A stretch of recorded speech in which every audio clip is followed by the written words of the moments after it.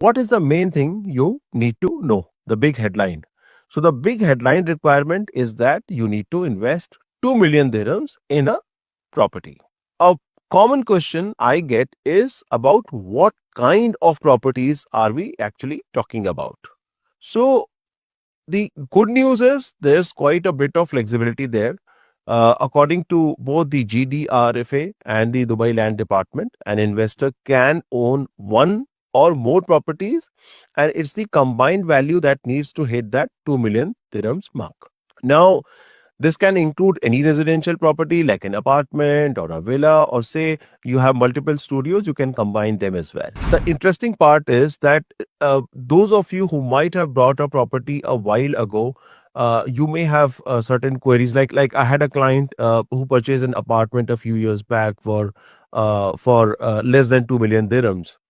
Now, she reached out few months back and she asked me that since the purchase price was less than 2 million dirhams, does she need to buy another property to qualify? So,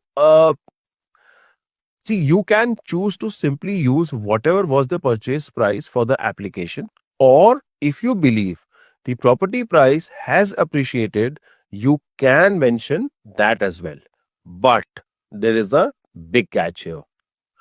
See, you cannot simply quote the recent transaction values of similar properties on DLD or listings on the various websites as the proof for appreciated value. It's an important point.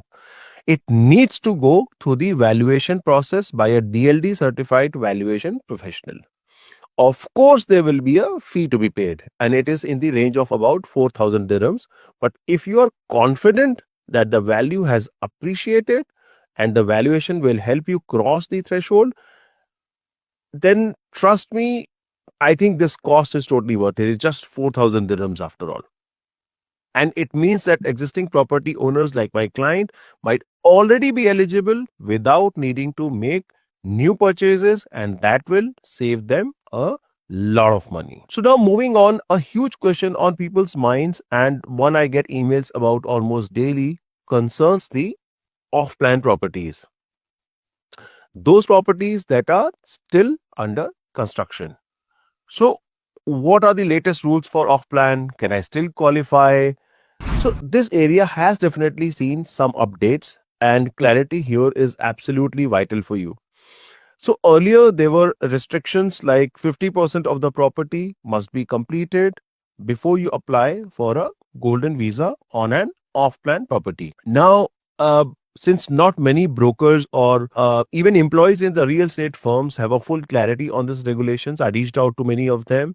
But for further information, I personally deep dived into find more information, and you would be happy to know that an investor simply needs a no objection certificate from the developer, and this NOC just needs to confirm that some payment has been made towards that off-plan property. The payment percentage is not mentioned, so even the booking confirmation should be enough to start an application.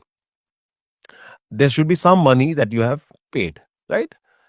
There is no minimum construction requirement, which was there earlier. If you look at the Dubai Land Department's own website, their service card for the 10-year investor visa, which was updated in May 2025, focuses on that 2 million dirhams value, and it does not go into explicit detail about off-plan completion percentages. And trust me, there's a lot of confusion on this point in the market.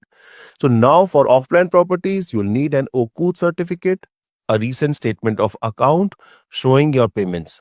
Do note that while this is quite a straightforward process, very easy one, the eligibility may sometimes depend on the developer or a particular project, and the authorities may seek additional documents before proceeding for golden visa approval. So be ready for some kind of minor delays. Now, okay, so what's the takeaway for off-plan? The 2 billion dirhams value is the key. You need your documentation in order. That's your OQOD and statement of account, simple two documents, and potentially an NOC from your developer.